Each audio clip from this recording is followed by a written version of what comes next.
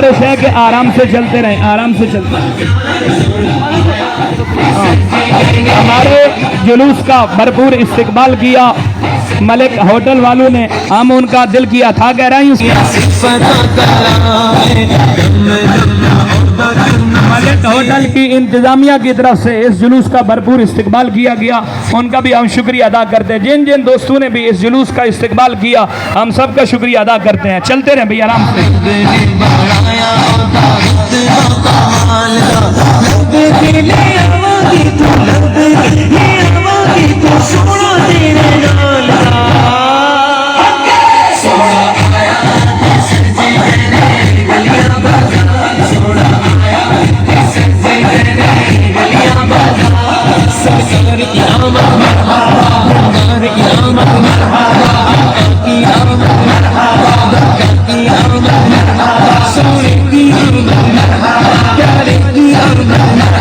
आराम से चलते रहें, आराम से चलते रहें।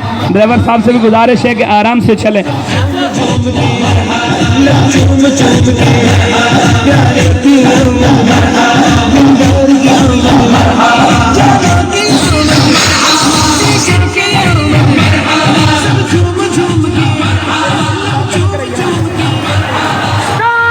आप दोस्तों से गुजारिश है कि आराम से चलते रहें।